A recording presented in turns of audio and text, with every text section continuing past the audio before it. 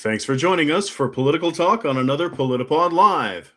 Tonight we'll cover Nome Place for Nome, Mondani almost bombed, Epstein Elvis, and the Trump dump.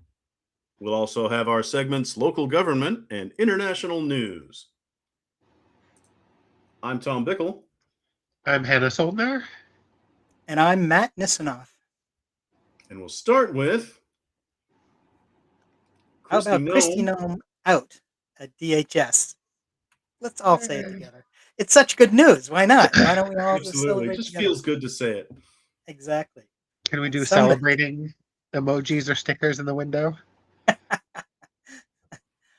A little celebration. And just around or after our last show last Wednesday, it was reported that Kristi Noem was shit-canned from the Department of Homeland Security.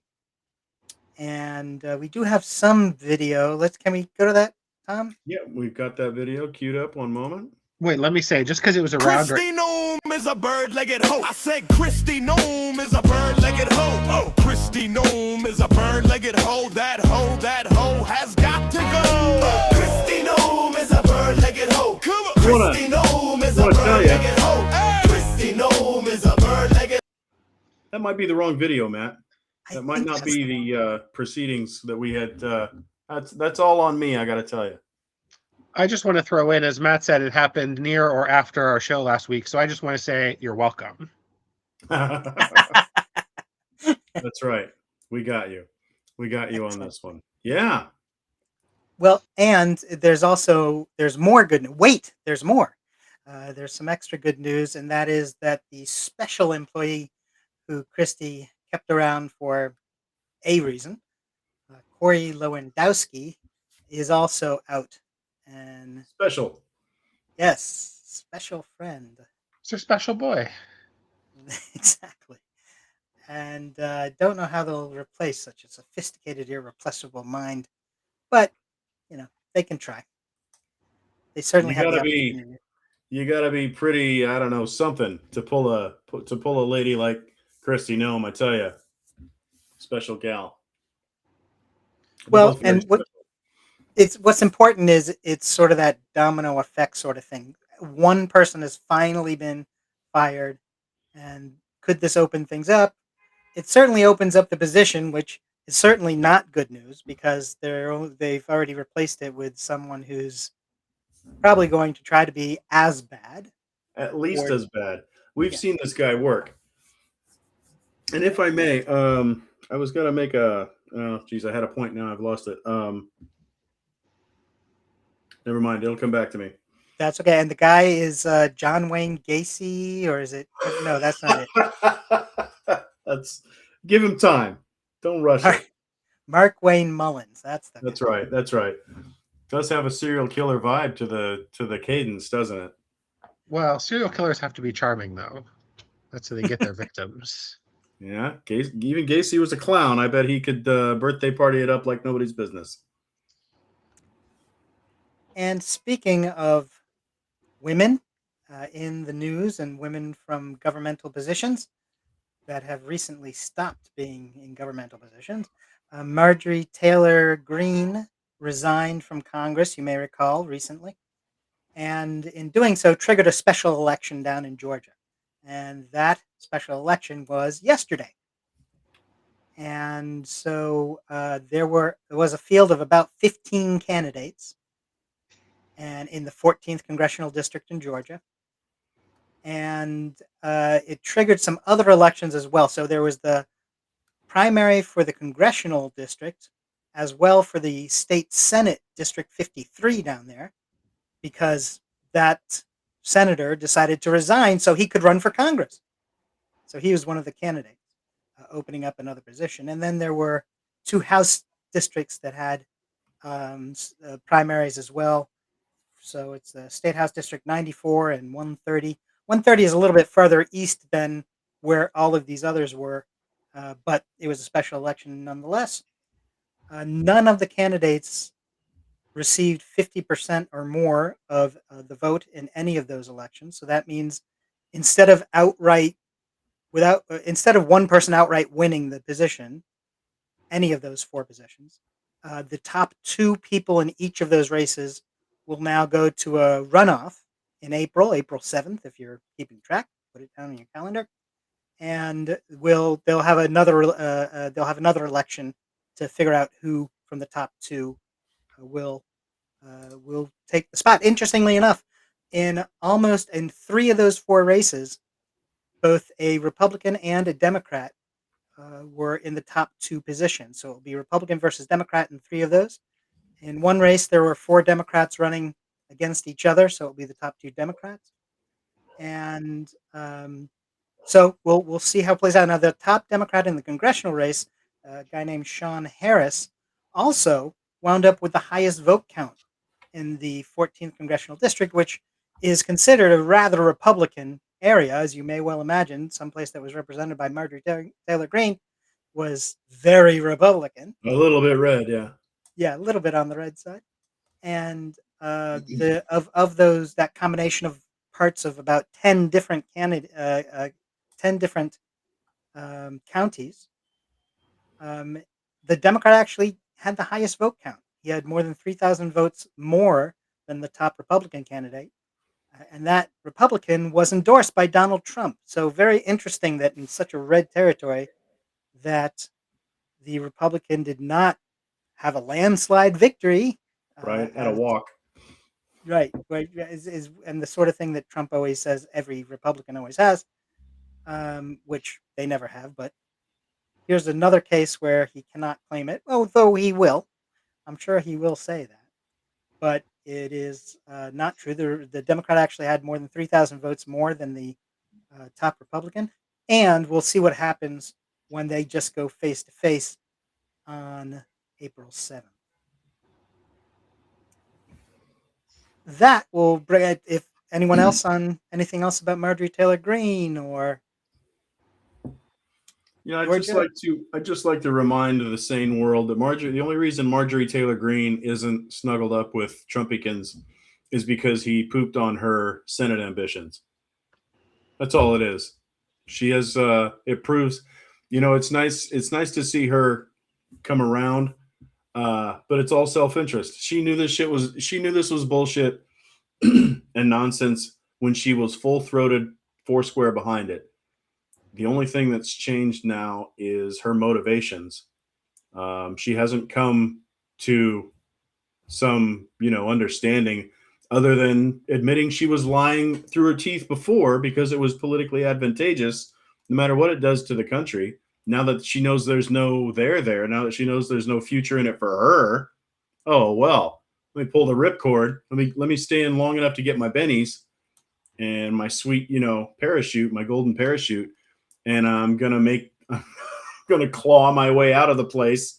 You know what I mean? So there's no hero here, unfortunately. I wish some others would come around for the right reasons instead of for the wrong, but it's nice to see the faction splitting up. I'll still say that. It's a positive, little positivity to my angry. Yeah, in addition to that, that's an excellent point because there have been a number of Republicans who have resigned or quit their positions or ended their elected office and then have made strong statements after they've quit or at least after they've resigned. And then they're very bold and then they're very much concerned. Oh yeah, about the truth. especially if they got a book. So if they're pounding a new book, yeah, they come out swinging. Then they're champions of truth, justice, and the American way. Step aside, Superman. There's a new guy in town when he's got a book or a movie deal or doesn't have a Congress job anymore. He's pumping his podcast. Yeah, save me from these heroes. It goes for journalists too. You want to sit on the truth for 18 months so that you can tour the nation and feather your nest. Son of a bitch, man. I mean, not that this hurricane of nonsense, this dog crap hurricane we've been tolerating for the last 10 years ever lets up. It's not like if they had said it, it would have saved the country, but maybe there's some times some of these people have been on the ropes and people sitting on their hat gave them cover. Right. And it would be interesting to have someone actually stand by their values and call. Yeah, when it costs them something, not everything. I'm not saying firstborn, but for Pete's sake, skip the book deal. Well, right. Say the truth, even if it, and then go and stand by your convictions in an election, and see if you can win the election by being against some of this stuff, as opposed to Yeah, we saying you're pulled for it. we did a focus group on the truth, and it didn't work for us, Matt. Sickening. Yeah, too true. Any other thing before we move on? Maybe don't partner with Donald Trump for political reasons or any reasons. Any reason at all? Fair enough. That's like don't eat the yellow snow. That's sage advice. Deceptively simple. Sage advice. Speaking of good advice, let's move ourselves on to our first segment, which is the local government. As well as yellow And snow. Welcome to Oregon. I hand it over to you, Tom. Let us know what's going Well, on. I'll take it from here. So, our segment is local governments, and it got me to thinking. I've been seeing in the news over the last few months, some of our Oregon politicians haven't really been acquitting themselves quite as nobly as you might hope. So, I brought a couple of examples today of recent news stories in our area over here in Oregon. A lot of good. I love my senators. A lot of good people here in Oregon, but we had one lady, nice lady, former Clackamas County Commissioner. Her name is Melissa Fireside, and she was county commissioner in the county I'm in. And she, very smart lady. She's got some sort of college degree because that's the kind of research I'm laying down. Anyway, and she's active and impressed people in the area. She just got elected county commissioner, and she has been accused of and has pleaded not guilty to in March theft, forgery, and other charges, including defrauding her mother's 83-year-old boyfriend out of roughly $30,000. She was released on the condition that she stay in Oregon while awaiting trial. And according to a recent affidavit, her Fireside's ex-partner called the Clackamas County District Attorney's Office to inform them that she had taken their 9-year-old out of school and apparently fled the country. Apparently, investigators say that she had a reservation to fly from Mexico off to Amsterdam on an Austrian passport. So very Jason Bourne of our little county. And they haven't seen her since. And it's been, oh, darn it. It's been a few months now. So there's that. I think that's that's it in a nutshell, as I understand it. They're still looking for her. Have you guys seen her? Okay. Haven't seen her here. Haven't seen I her. just on thought this I'd side. ask. Anyway, so But to be fair, anyway, I'm on the east coast of the United States. I'm not on the east coast of Belgium, was it, or Netherlands? That's right. That's right. Well, keep an eye out just the same. You never know. You never know. So that's serving with distinction. And then more recent development, just the end of last month, my local city councilor, one of them, here in a little West Decatur, little sleepy mountain town. This fella is now in jail on almost 24 charges stemming from abuse. So it said, allegedly, abuse of a child occurring on 5 different days between September 1st, 2023 and May 23rd of 2025. And charges include 23 counts, include charges of criminal mistreatment, assault, strangulation, as well as misdemeanor charges of criminal mischief, harassment, and menacing. Also some property damage. So this fella's, far as I know, still in the county Hoosgow and waiting trial set to begin April 30th.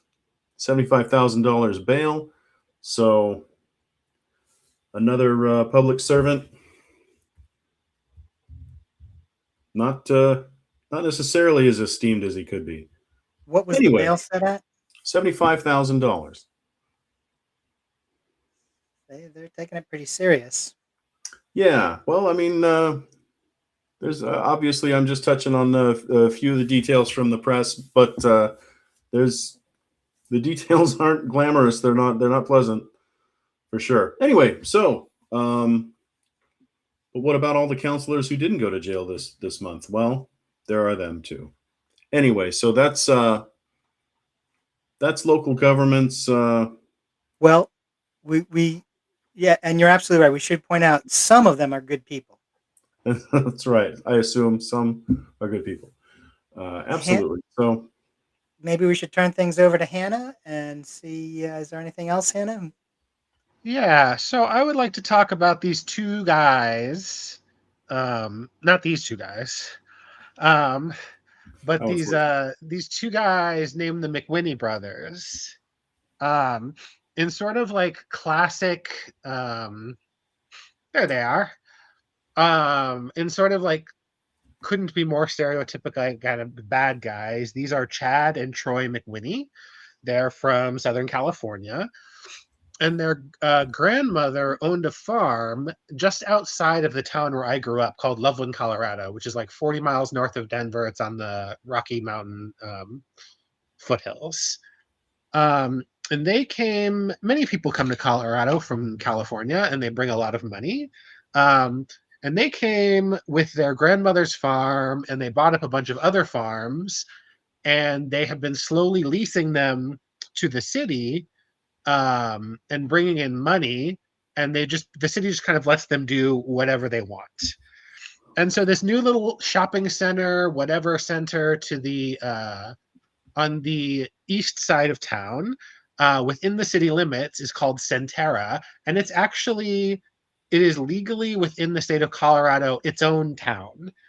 So they can tax the people who have shops there, who live there, but instead of the taxes going to the city of Loveland, it goes to these two guys.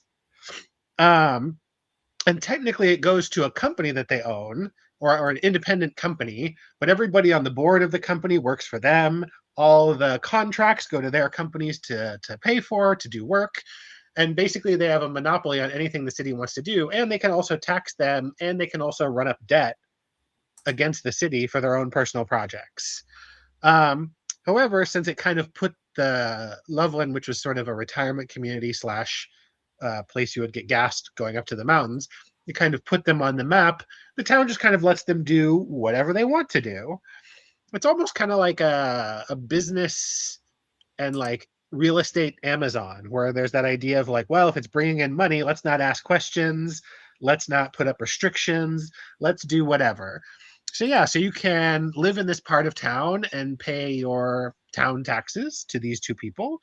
But yeah, their company is such a shell company that it like doesn't have an office. It has no employees on paper. There's just nobody there, and all the consultants are employees of their company, or the consultants, I guess the city board or whatever it is. And then within the greater city itself, many people on the board of the bigger city that I grew up in, which isn't actually that big of a city, are kind of in their pockets as well. And they can get, like if they're business owners and whatever, they can get sweetheart deals on their land. And so they will pass things to help them out. For instance, they push the city to pass a huge thing to build a fast transit rail between the Centera section and the main part of Loveland. And then the McWhinneys took all of that money and just diverted it to their own personal real estate projects. And so I don't really know. They seem kind of like the modern version of landed gentry or something. They just do whatever they want with this land, and you just have to kind of deal with it. But I feel like it's worth highlighting because that seems like bullshit. Sounds about right. I mean, Yeah. It's ridiculous that they're allowed to get away with anything they want just because they have money. And I don't know if anybody's checked if they're on the Epstein list. They are. Imagine. I think it's the one on the right. He was, I guess, connected to Elon Musk's younger brother. So there you go. They said it's nothing. But Well, I'm sure they were mentioned I'm in sure it's passing. fine. They were Yeah. just the guys who got coffee for everybody else. There's actually, I'll take 30 seconds as well to mention that there were another set of brothers that were recently found guilty. And in this case, it was some folks from New York City, Tal and Orrin Alexander, who are real estate agents in New York City. Don't know if that brings to mind any other people who might be associated with the real estate business in New York City, but another group of guys and a third brother as well, all were found guilty of sex crimes, and the best they could come up with was their lawyer's counter argument to the charges was, hey, they're actually just womanizers. It wasn't sex crimes, they're just womanizers, that's all. That's And all. that was supposed to be a defense. Well, it's So, not illegal, I guess. this reminds me of when Cuomo was first getting accused of sex crimes. He said something similar. He was like, I'm not like a sexual harasser. I'm just Italian. Wow. Yeah. And it's like, yeah, you're not helping. Yikes. crazy. Speaking of New York, we'll turn our eyes to Speaking of yikes. and yikes, New York and yikes, actually. We'll turn to our next issue, which is the Mandami almost bombing. And there was a protest put together by some alt-right folks. This Jake Lang here seen trying to punch the sky. And he and about 20 of his friends showed up to protest something. Only on a stormy day when it's a dark sky. Right. And so he came up from Florida, just like actually illegal guns.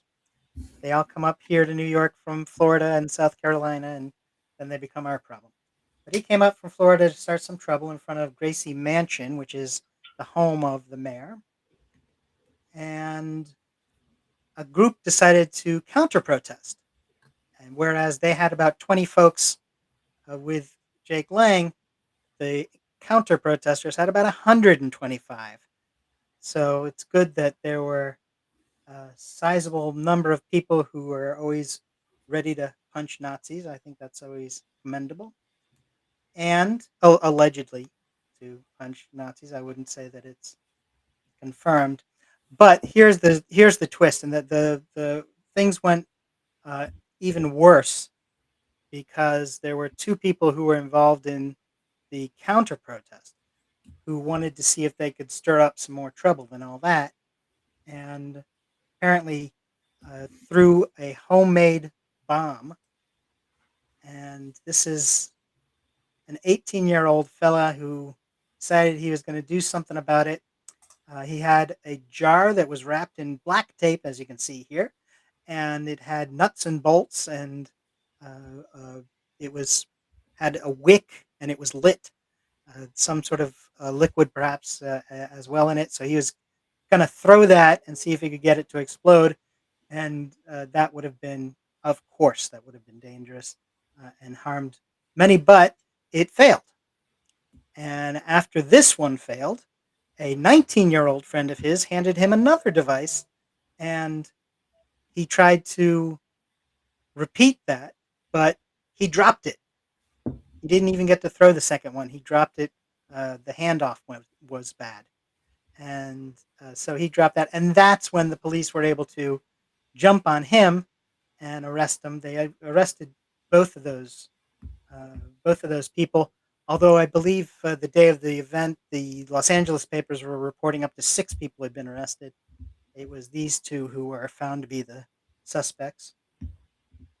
And so that's being taken, of course, appropriately so, very serious, and they will be charged.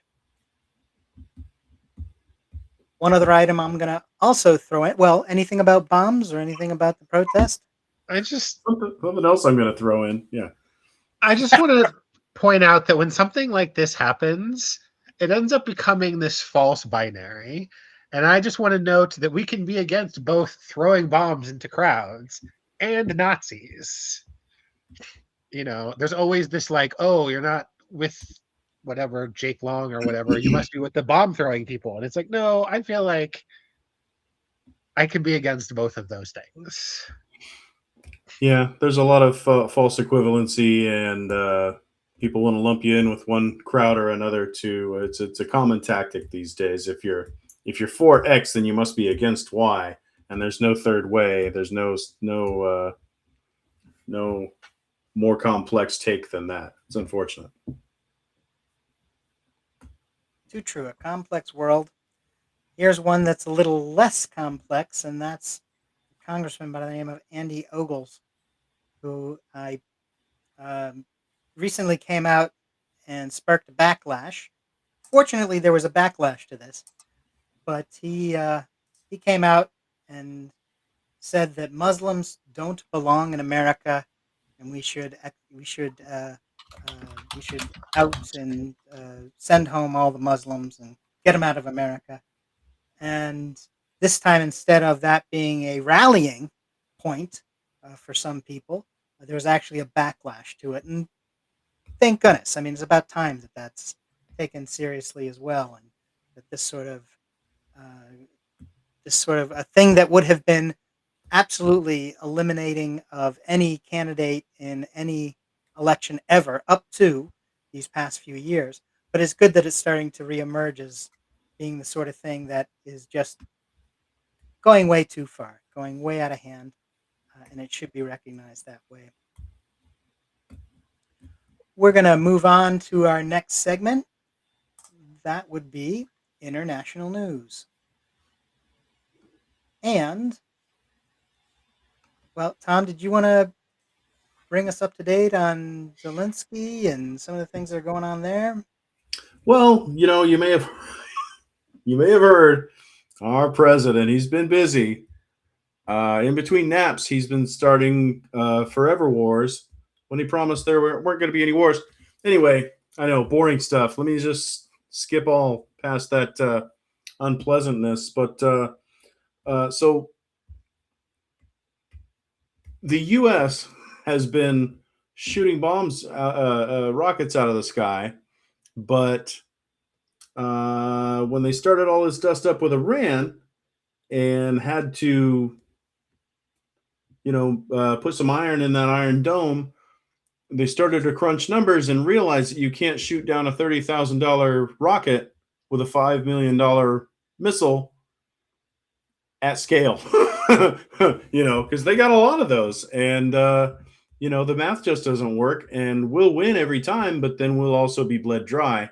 And so they're also worried about drones. Anyway, long story short, they went to someone with whom they knew they had some good credit. You know what I mean? Somebody they've just been a real mensch to, and they knew they could prevail on him. And for some help with, because he knows drones, he knows how to win with drones, he knows how not to get blown up by drones. And so they went, hey, Mr. Zelensky, that whole World War III thing? Well, we kind of got it by the tail at the moment. Funny how life works out. And could you help us with the whole ouch, drones are landing on my head sort of a problem we're having? And Zelensky is sending people and resources to help the U.S., our president being great pals with his mortal enemy, the U.S., he's going to help us. He's going to lift a finger to help us fight off those drones. And I don't know what to make of this story. Nothing makes sense anymore, and I can't stop trembling. What do you think? I hope Trump wore a suit and remembered to say thank you. Well done. Absolutely. I hope Zelensky is smart enough to get a pound of flesh for it. The man has some stakes. He has a dog in the fight. Zelensky does. He has things that he has to worry about. And if you're going to do a favor to the big dog in the neighborhood, it only makes sense that big dog is gonna come back and help you. And I hope he's got for whatever he's putting into it. I hope he gets something out of it and doesn't get left holding the bag like everyone else who deals with our president. Well, it's also interesting that Putin has once again reemerged as the enemy, which he's been working on for decades. I mean, we should give the guy credit He's for been the enemy the whole what he time. can It's do. just one or two Exactly. lumpy-headed idiots who didn't get the memo, apparently. Exactly. Well, and there's apparently they are actually figuring it out again. So we all knew it all along, but they are actually seem to be picking up on it for whatever's going on, whatever's the reason. And now Zelensky is saying, oh, you guys are in a war. I can tell you about some things. Yeah, I can tell you war. about that. I've heard of And it. yeah, exactly. And very rightfully so. As you say, he should. I certainly hope, and I would think that he's also kind of saying, well, we're allies again, or we're allies now. So what can we do But about hey, those negotiations, and what can we right do with now, yeah, check watch. exactly with the guy who's there? It's always a little bit of a crapshoot. But is it?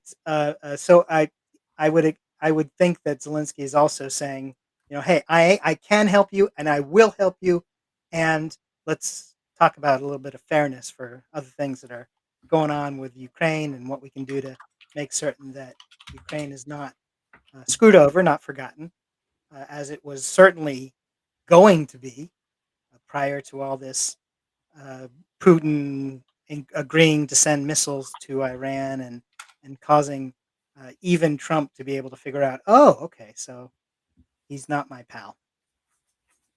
Um, and do we have anything on International Women's Day? It's great. Um, I'm all for it. things are not going great for we women in the world. We're going to talk slightly next about a bombing of a women's school.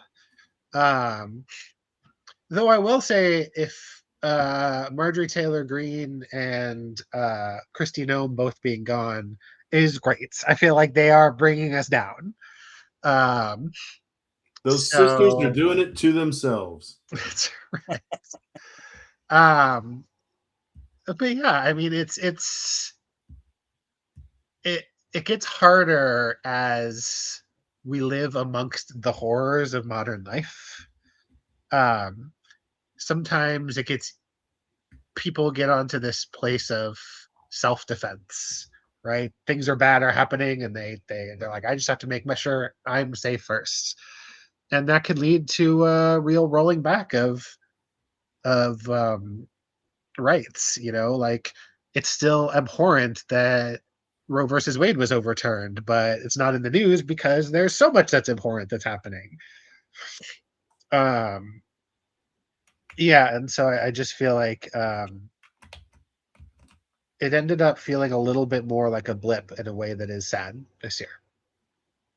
And it's an absolutely excellent point, as you pointed out with the counter protesters in the story before, that if there are people in your group who are not doing the right thing, it's important to point that out. It's important to say this is an example of what we don't want.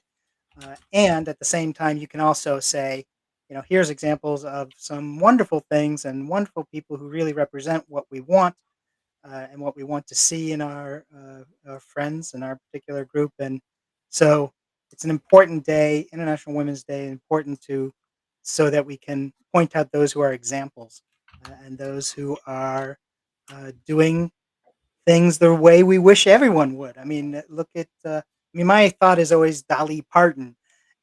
Everyone talks about her being a musician, but she is so amazingly helpful to other people that she spends her own time and money and effort to provide for those who are her employees, and in the Dollywood and all these very large places where there's large numbers of people employed, and she takes care of them on education and takes care of paying them fairly and does all those sort of things that you would want to have as a people do, so you can say, there you go.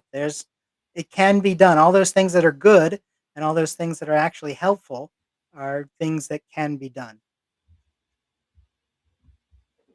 Here, here. Also, if we want to do a shout out, I didn't think about it in the time to like put up a video, but I do recommend looking it up. There was a high school basketball player this past week. Ava Smid is her name, and she plays in Dallas somewhere.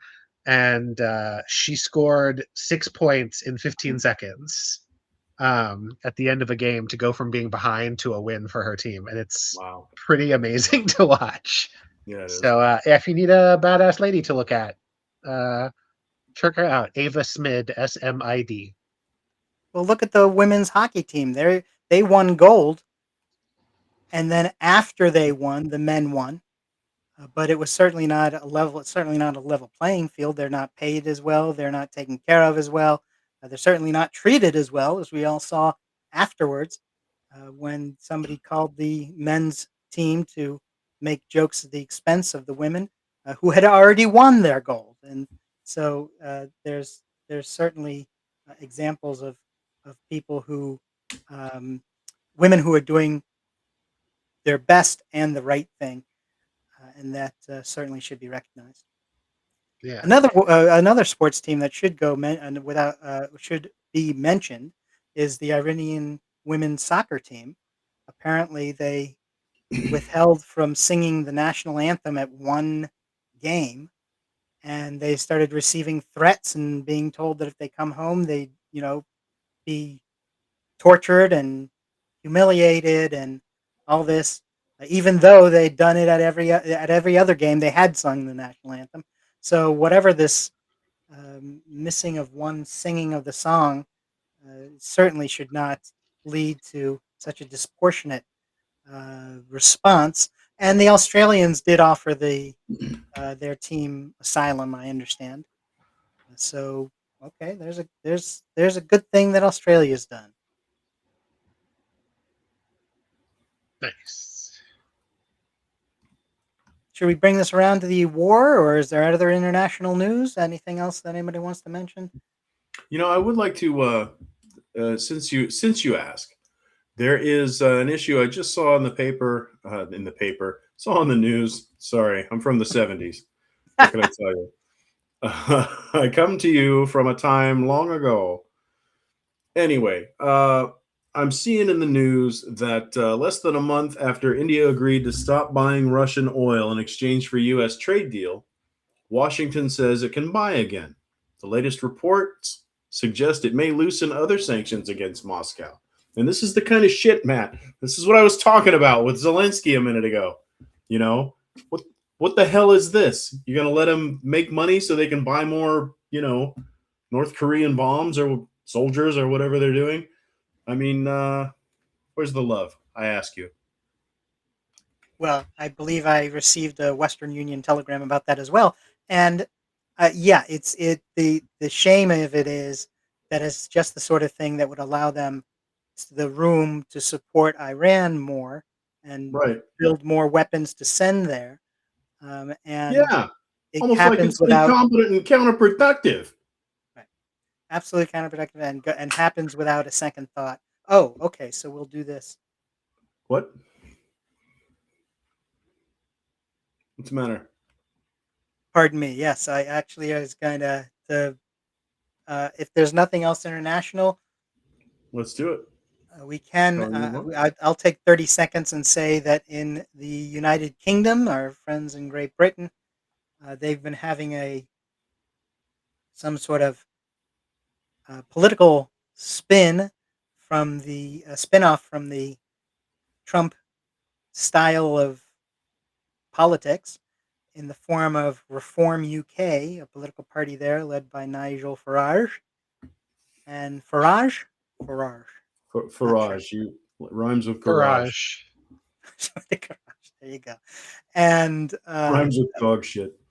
they were well. Apparently, there was a whole a great swell of support that's been behind reform for many months now, and there were even rumors that there were polls showing that if the next election happened today, sort of a thing, that that Labor would wind up with 3 or 4 seats, and everything would go reform, and it would be a big victory for that style of politics and that wing of ideology. And that may also be over, because now there are polls that are showing they're starting to decline in popularity. That tying into Farage and his actions and support of Trump are not going over well with the British public now, especially since the war. And most folks there are against the war. And with Farage hugging on to the idea of how much we can bring about into the war, that he's losing popularity. So there was a couple of special elections, one in Wales and one in Denton. Gordon, I believe, is the constituency. And in Wales, the Welsh nationalists won. And in Denton Gordon, the Green Party way outperformed Labour and got ahead of the Reform candidate as well. So there's now another member of the Greens in the UK Parliament. And to the astonishment of the Reform supporters and those expecting this great wave of whatever you want to call it. So I'll throw that in there for consideration, and we'll have to keep an eye out. There are a big bunch of elections in Wales and Scotland coming up in May, so we can keep an eye on that when it happens. However, for now, we will turn slowly away from international news and to the Epstein Elvis. There are apparently conspiracy rumors that have started to support the idea that perhaps Epstein did not die in jail, did not commit suicide, or was not killed in the cell, depending on who you ask. But the latest is that he's not dead at all. And there's apparently some evidence building on this. We'll go to our not dead correspondent, Tom Bickle, for more details. You know, what a story. This thing stunk from the word go, from the security cameras that mysteriously glitched out just at the moment of truth. No, wait, we lost a minute. No, wait, we lost the whole day. I don't even remember what the lie became or what the truth is supposed to be right now. But both guards fell asleep. All these things wildly unlikely to my eye, to my ear. Anyway, turns out it may not be so. I may not be a conspiracy theorist after all. Thank God. It's not a good time to be a conspiracy theorist these days. But apparently there's some hinky shenanigans going on about this story that persist. Like one of the guards is getting lump sums of money to their bank account, so I'm told. So I have seen in reporting. One of the guards on the night Epstein died, 40 minutes before his body was found, was started Googling Epstein's condition in jail. How's Epstein doing in jail? The latest on Epstein in jail. Why would you do that? There's an inmate who says he overheard guards plotting. And talking about covering it up. Is that the one where one guard allegedly said something along the lines of "you killed that dude" or something about killing the dude, and then the other guard saying, "We'll if he is, we'll just cover it up." Yeah. So all these things are coming out, and I don't know what we're supposed to believe these days. Certainly something to give some consideration to and to try to find out about. I mean, there's certainly, all of these truth seekers who do their own research.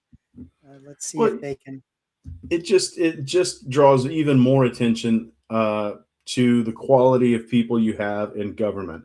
You can't believe a thing that anything in federal law enforcement tells you. The FBI used to be supposedly the gold standard the world, Scotland Yard notwithstanding, the world over, they were at least in good company as far as the quality of their work and the fearsome ferociousness that should you get on their wrong side. Now it's Kash Patel chasing his girlfriend around the planet on government jets and not much else. And there's stuff written on the bullet casings, and it's a liberal. Wait, no, it's a Trumper. Wait, no, it's something. No, we don't know who it is. They got away. We don't catch anybody unless their mother gives them up. It's so you put all that together, and then Epstein comes up missing or doesn't or died, but we never really saw what happened. I mean, it's like Trump's ear. It just it stinks too much to take it at face value. And the people who are supposed to investigate these things and separate the truth from the lies, we know from the word go, there's not even a plausible expectation that they would even do the job. Not competently, not to the best of their ability, but not at all. Not at all. Nobody expects these people to level with the American people, or even within the government, to the Congress, to anybody. And by the time we get somebody competent in a place to do anything about it, I feel like the horses will be long gone out of the barn, and we'll have lost any value to the effort. Hannah, anything on conspiracies and either Elvis or Epstein? I just think if he's going to die again, we should make the most of it this time. Right. We didn't really get to savor it last time. You're right. That's a good, it's a fair point. A little dark, but I like it. Also, didn't Elvis at one time date or marry somebody who was underage? I mean, no, it was a that's different true. time. It was a different time. Different time. Was it? Sorry. Back then, you could marry a 14-year-old, and then 50 years later in the 80s, Trump didn't have to marry him at all because he knew Jeffrey. So, different time then. Look how far we've come. Not very. Boy. In which direction, I couldn't tell you. Forward, backward. Ain't that the truth? And speaking of going backwards, as well as speaking of any particular individual you might mention, I believe we are moving on to our last issue of the night. This would be our Trump dump. And there he is. Let's start talking about what's going on himself. There. Tom, you'd mentioned slowly living out the third act of Ghost, where the shadows drag him kicking and screaming into hell. So sorry, that was a very greedy of me. Please go ahead. No, please. And actually, you'd mentioned some of the oil issues that have come up recently, and please feel free to spill the oil. I do. I might leave a greasy stain when I'm gone. We hit on. I didn't realize I was big dogging this point under the Trump dump with the India sanctions and against Russia, etc. But Trump's doing a great job, and for who, I don't know. Well, that and the easing of sanctions is. You had mentioned it, so I thought that it might be fair to let you have a go at it. And the Russian oil sales, or allowing Russians to make money again by reversing sanctions, particularly to India. It's very odd because I believe that Modi and Netanyahu had a big meeting just before the war kicked off. In fact, on the way out the door, as Modi was leaving, Netanyahu was like, "Oh, hey, sure you're safe going home?" What? Y'all guys safe now? Yeah, exactly. What's going on? Well, we got a little bit of a thing going on. But part of that idea of removing the sanctions while Russia is committing acts that are obviously absolutely contrary to any goal that America could ever have, once again, and allowing that oil supply to move. Not some might say is not wise strategy.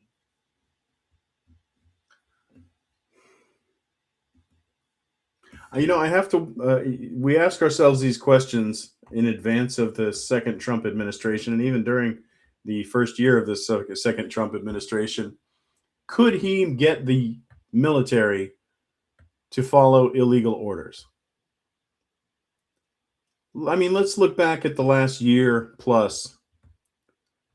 We've had Hegseth bombing people. Remember when the double tap was such a touchy, hair trigger? Oh, it's a big deal. It's Hegseth could go at any time. Is he going to the Hague? No, he's not even going to take a shit. No, nobody cares anymore. We've successfully flooded the zone with shit. We've fallen for it again. This guy has given up, imminent battle secrets to just who the hell ever, and he's blowing Caribbeans fishermen out of the water. There's video of it. We've acknowledged that there's video of it. He said you can't have it. That means there's video of it. And then it all blew over. Just whoosh. Goodbye. We'll just give it up to the trade winds. And we bombed a friggin' girls' school in Iran. We decimated, what was it, almost 200 people? Most of them children? What did he see Netanyahu do this stuff and think it looked fun? And yeah, nobody's getting fired. I don't know what it takes. And I wish we'd stop falling for the rope-a-dope. Well, while they're not getting fired, they are getting new shoes. There's that. Oh, I hope they're uncomfortable. That'll be the only revenge we get. Apparently, Trump feels that the cabinet are not spiffy enough, I guess. I don't know what the allegation is. This bastion of style is enforcing a bit of a dress code. There you go. And he's gotten these new shoes for everybody in the cabinet, and they're all wearing them, and none of them quite fit, and they look sort of like something either a really old man is wearing, or maybe an 8-year-old is wearing that has been forced to by their parents. He's in a school play, has to dress in as an adult. You bet. That would make sense. What can you imagine working for this idiot for the last 50 years at his own little tin pot tyrant company? Hey, I bought you some shoes. I don't care if you have to chop off 3 toes to get it on. You better do it. I'll see you in those tomorrow. What kind of wild head game nonsense is this? I guessed your shoe size. He's guessing their shoe size, and he's buying them out of a catalog. Multiple pairs, I read, and he's making them wear them. Marco Rubio is clomping around in these stupid shoes. I'm a good boy. Yes, boss. What kind of I wish I could say it was dementia. He's just like this. 20 years ago, he's probably just like this. Even worse, I've read things that he did at his company. This wasn't even the worst of it, but it's just this kind of, can you imagine having to work for this person day in and day out? I'd jump off a building. Well, and they've always said that as a standard, he tries to make certain he is employing people who are less intelligent than him so that he can make the decisions and be seen as the big guy. That is a skill. And the big decisions, yeah. So is that part of this? Sure. Anything on shoes or fashion, Hannah?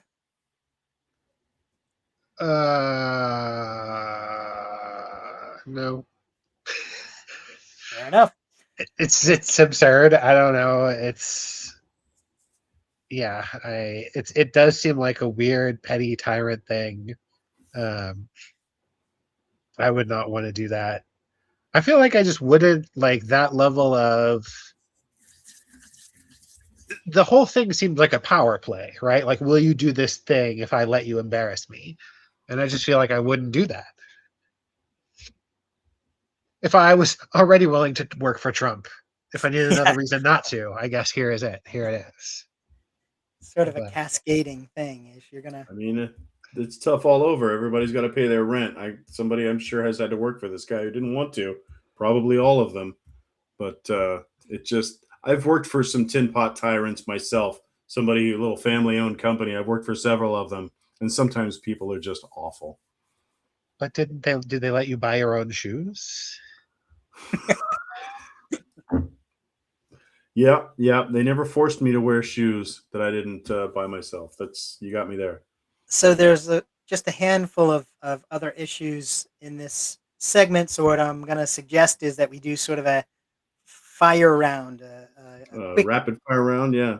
rapid fire round on the last half dozen issues for this, and then we'll move on to wrapping up with our outro. But so real quick, the wearing of the cap to the returning of the dead soldiers. Pathetic. Wearing the cap is pathetic, and then Fox News covering it up, pathetic, and then lying about it. Oh, we ran the wrong video for 3 days straight. Oops, sorry about that. Anyway, gotta go. Pathetic. The whole thing's pathetic. If I had lost a son in war and that was his body floating by, and that dude's over there in a show us your tits hat, what in the hell? I would be livid. They would hear me from a block away. Yep. I feel like if I lost a kid in war, I would already not want Trump involved. So I would say, to me, the most pathetic is Fox News. Like, just trying, like, look, if you're going to commit to some fascist authoritarian leader, commit. If you're already throwing away all your morals, then just commit to that. Go all in, right? Yeah. Fair enough. Yeah, he's already calling them. He already refers to them as suckers and losers, and Fox News joining in on that with the disrespect of trying to cover that silliness up is absolutely. What's next? This insane. Iran thing isn't over. He's going to have a propeller on the next one, or a couple of Michelob lights on either side of the hat with a straw. This guy can go to hell. Here's another thing, and this is his decision, his own decision, I assume for himself, that he gets to pick who the new leader is in Iran. That they don't get to choose who their leader is anymore. That he's going to do it for them. Anything on that? I mean, this is his idea of democracy. He's bringing freedom to Iran. I mean, it's kind of technically obvious because he didn't like the current leader, and so he blew him up. It's absurd. Yeah, it's absurd, but it's very much in line with that. Though the people he wanted, he blew them up too. He even said that. Yeah. Yep. There's those who are in line are now dead, or something along those lines.